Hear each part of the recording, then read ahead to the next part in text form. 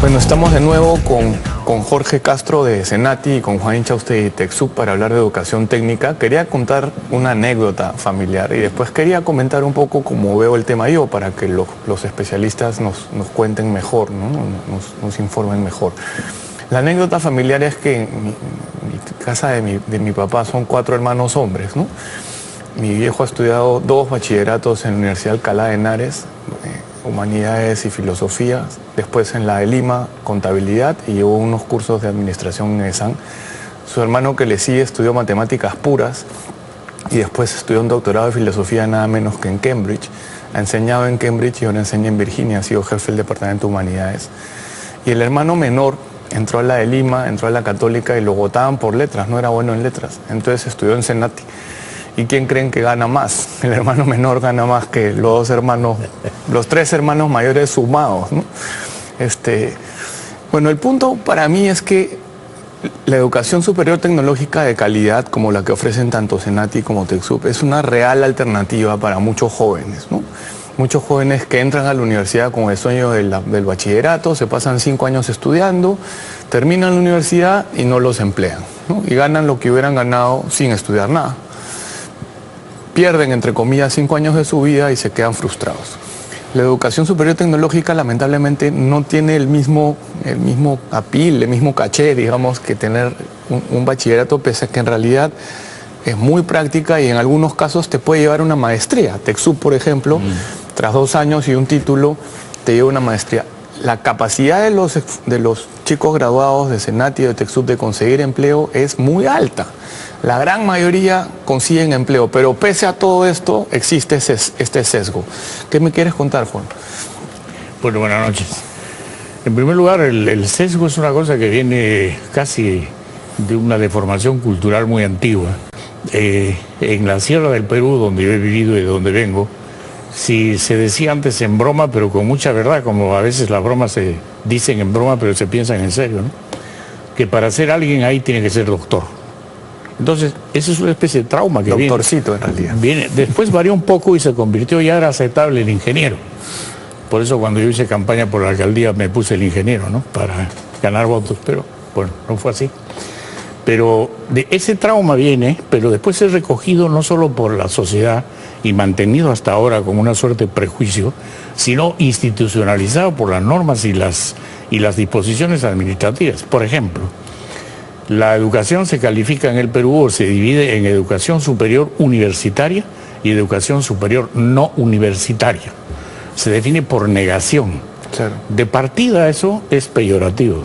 Entonces, y así como eso, se trata la educación superior no universitaria de una manera reglamentarista. Se trata de meterla en normas y dispositivos y en procedimientos, y el Estado, que ahora a través de la nueva ley también quiere hacer lo propio con las universidades, el Estado trata de asfixiar a la universidad con normas, procedimientos y con aprobaciones que, por poner un ejemplo, una carrera nueva en el TecSoup Arequipa, que es electrónica y sistemas automatizados industriales. Esa carrera, que la gente del ministerio no la conoce, bueno, para poderla aprobar, hace 1 año que estamos dando vueltas. Viene de Arequipa acá, va al CONEACE y regresa, y no se puede aprobar.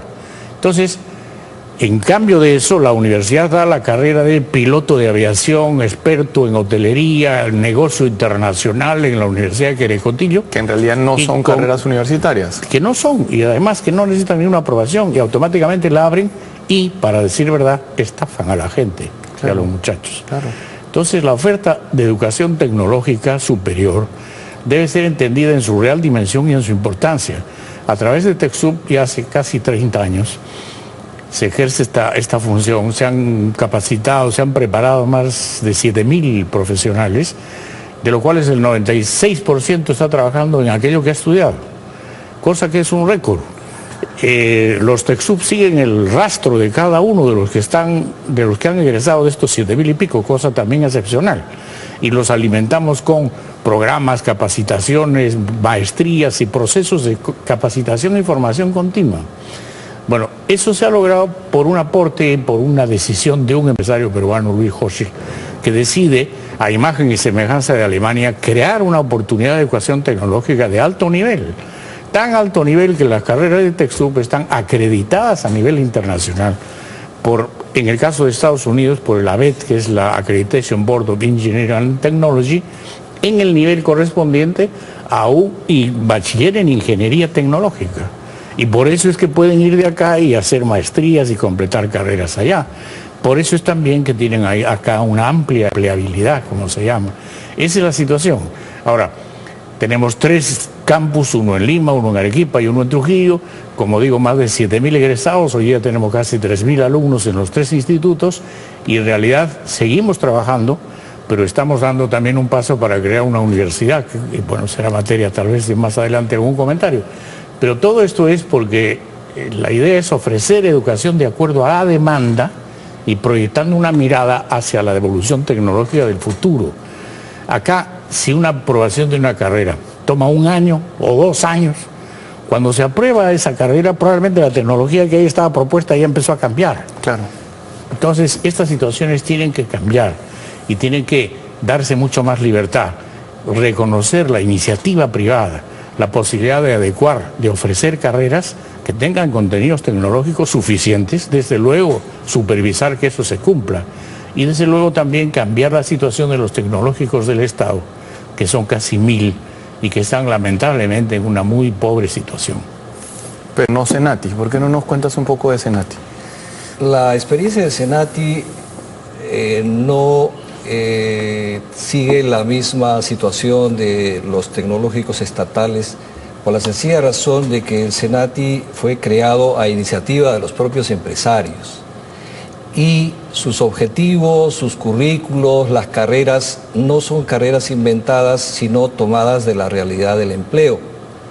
De manera que toda carrera tiene una empleabilidad asegurada, tanto porque es una formación para empleos que existen, como porque los contenidos, los conocimientos científicos y tecnológicos aplicados corresponde a lo que le interesa al sector empleador.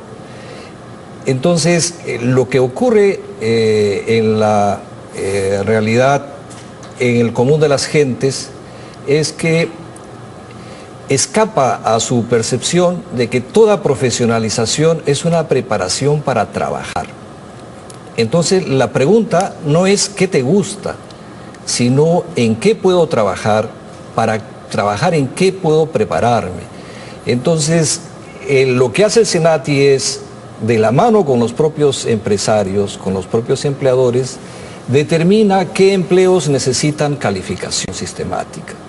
Y lo que está ocurriendo es que si hasta el siglo pasado, para poder acceder a un empleo en la industria formal, no se necesitaba ni siquiera una educación básica completa, menos una especialización en alguna carrera tecnológica, en la actualidad sí. Hasta para desempeñar empleos simples, empleos que podemos decir son de empleos de carácter manual o empleos de carácter operativo, incluso para esos empleos ahora se necesita calificación sistemática. Y entonces lo que encontramos también es que, ¿qué nos dice la realidad de la demanda del empleo? El Ministerio de Trabajo acaba de hacer un estudio en el sector industrial y resulta que el 90% de las oportunidades de empleo es para ocupaciones operativas. Claro. Hasta el siglo pasado no había necesidad de una profesionalización sistemática para desempeñar esos empleos. Y ese ha sido el gran aporte del Senati, ha sido prestigiar ocupaciones que antes no eran objeto de una profesionalización, ahora sí se están constituyendo en modelos que están demostrando que también ejerciendo ese tipo de carreras se puede tener éxito no solo económico, sino también social y cultural, digamos, ¿no? Nosotros seguimos con ese estrato. Sabemos donde más falta hace es profesionalizar a las personas que van a desempeñar ocupaciones operativas. Y tenemos en la actualidad todo un sistema a nivel nacional que ofrece profesionalización en 63 carreras de nivel operativo. ¿Cuántas personas estudian en total y cuántas se han graduado? En la actualidad tenemos 59.000 estudiantes en formación. Luego tenemos una graduación anual de 11.000 jóvenes, pero eso es solo una parte.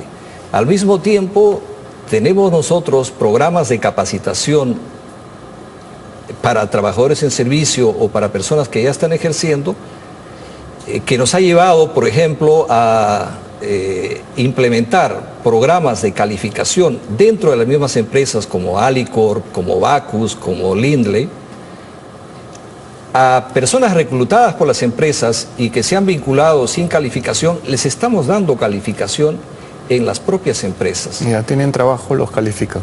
Tienen trabajo y los egresados nuestros, como explica bien el TecSoup también, todos tienen empleo. Las demandas de las empresas industriales formales son mayores al número de egresados. Claro. En este momento no podemos abastecer las demandas porque las carreras técnicas tienen requerimientos no de aulas, no de claustros, tienen requerimientos de verdaderos puestos de trabajo. Entonces, implementar eso implica tener que instalar y equipar verdaderos talleres de producción. Regresamos después de la pausa, pero que la gente lo ponga en contexto. Entran al mercado laboral cada año 350.000 jóvenes, que se gradúen 11.000 de Senati al año. Significa que 1 de cada 30, más o menos, pasa por el Senati, lo que es bien importante. Regresamos después de la pausa. Bueno, regresamos para hablar de educación superior tecnológica o educación técnica. Dos cosas, ¿no? Yo estudié en el colegio alemán, en el colegio Humboldt, y es totalmente central, digamos, a la formación en Alemania que los chicos opten o por una carrera técnica o por una carrera universitaria mientras están en el colegio. Creo que es en cuarto de media o tercero de media tienen que optar por lo que en alemán se llama la Realschule o por el Abitur, ¿no? Que te lleva hacia el bachillerato. Y es bien usual que hayan chicos que hagan las dos cosas y que, como lo hacen en el caso de TecSoup, más adelante puedan hacer una maestría, por ejemplo, si quieren seguir escalando. Entonces un supervisor de planta puede terminar de ser un gerente de producción, por ejemplo, tranquilamente con una maestría, ¿no? Yendo por el camino de la educación técnica, ¿no? Y la otra cosa que quería comentarles es, Gustavo Yamada lo hizo en algún momento, se llama retorno a la educación, y es: si yo considero que la educación es una inversión en la cual yo gasto un dinero o invierto un dinero durante un tiempo para después obtener un título y después salgo al mercado laboral y gano un poco más porque tengo ese título, ¿cuánto es el retorno a la educación? Y lo que sale es que los institutos tecnológicos en el Perú tienen un retorno a la educación alto, los públicos más que los privados, pero si uno escarba, TecSoup y Senati salen claramente arriba, ¿no? ¿Pueden contarle un poco a los chicos cuánto tienen que invertir en su educación, cuánto se gana cuando uno termina, más o menos, cuán probable es que uno consiga empleo para que puedan hacer ese ejercicio? Bueno, sobre los niveles de remuneración, están en por lo menos $1.000 o un poco más como promedio para comenzar, pero llegan a puestos gerenciales y tenemos el gusto en algunas de las ceremonias de graduación de invitar a egresados, alguno que está, por ejemplo, de experto en seguridad y apagafuegos de pozos petroleros en los sultanatos árabes. Entonces, hasta esos lugares se dan. Quiere decir que tienen una altísima demanda, ¿no? Entonces, ese es el nivel de remuneraciones. El costo está aproximadamente en alrededor de 300 o $400 por cada, menos aún, por mes. Multiplicado por 10, digamos $3.000, multiplicado por 3, $9.000, menos de $10.000 tiene la carrera. Toda la carrera. Toda la carrera. Ahora, lo importante es que TecSoup tiene un mecanismo de financiamiento que permite a los jóvenes que tienen talento, pero que no tienen recursos económicos, tomar ese crédito y devolverlo cuando están trabajando. Lo prestamos no en moneda, sino en mensualidades. El que entra a estudiar porque ha demostrado capacidad al ingresar, toma un número de pensiones, 10, 5, 20, lo que sean, y las devuelve igual. entonces desarrolla un sentido de solidaridad, porque él sabe que está devolviendo para que otro estudie. Esto que comenzó con un crédito de $450.000 del Banco Interamericano no reembolsable, hoy día monta ya $10 millones dando vueltas. Entonces, estas ayudas permiten eso. Y la otra cosa es que tenemos también un proceso de selección. Tratamos de lograr los mejores talentos a nivel nacional.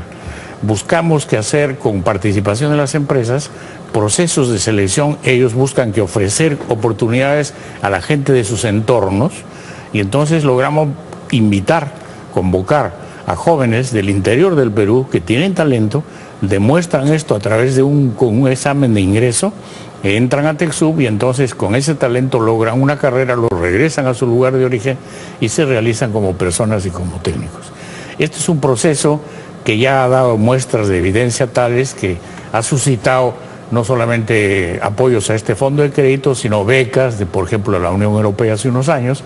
Y entonces el hecho es de que se prueba que la educación que se está ofreciendo y que se está dando tiene efectivamente una relación concreta con la demanda, cosa que la hacemos tan escrupulosamente que, por ejemplo, en esta carrera que vamos a ofrecer en Arequipa, antes de elaborar el currículum, hacemos el estudio, hacemos un estudio de mercado con Arellano Marketing y llevamos todo eso al ministerio y el ministerio se toma todavía sus años para aprobar la carrera.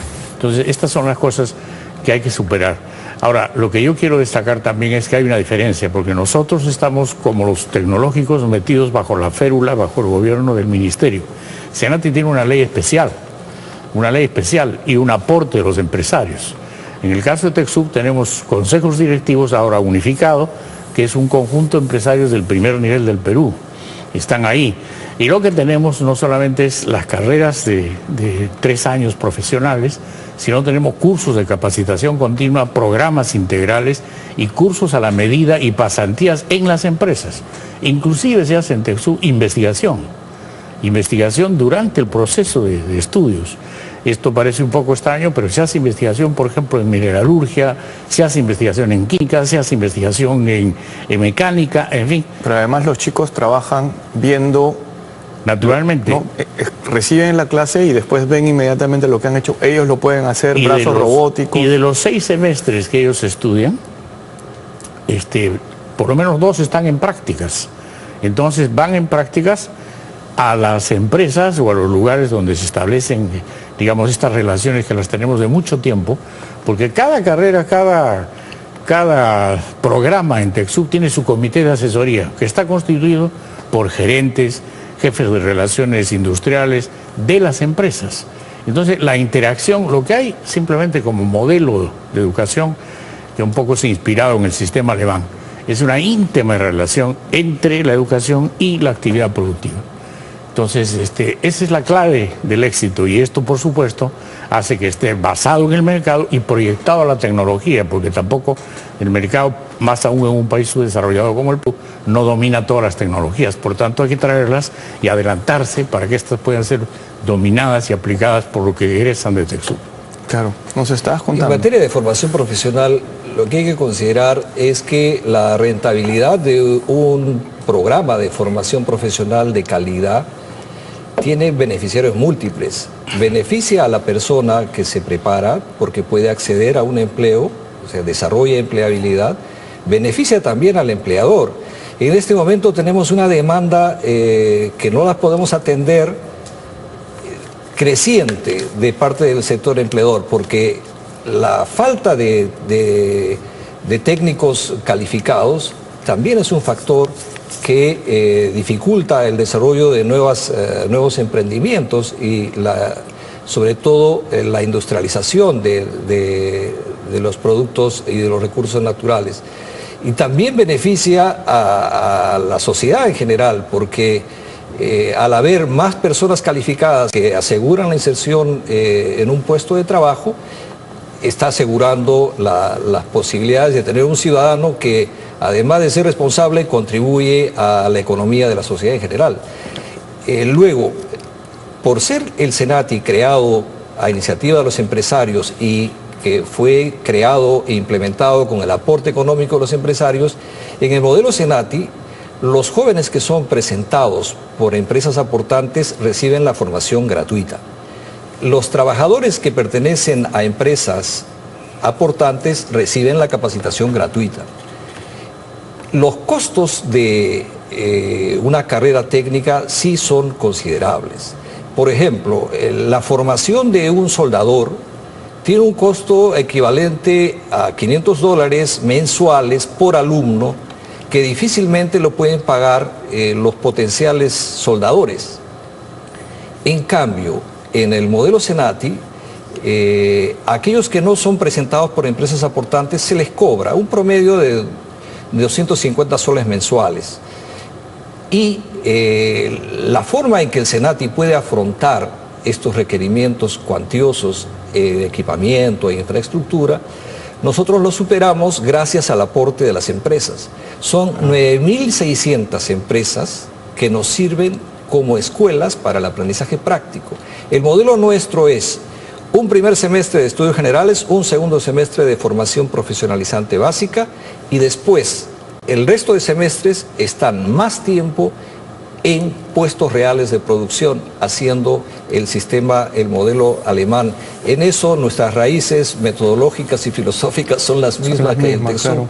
Nosotros ya tenemos 51 años de actividad y tenemos a todos los 59.000 alumnos, los tenemos en este sistema, que estudian en centros del SENATI y estudian dentro de las empresas. Una consulta final, ¿por qué el Estado no usa más a SENATI en vez de tener un montón de institutos tecnológicos, algunos de los cuales no sirven para nada?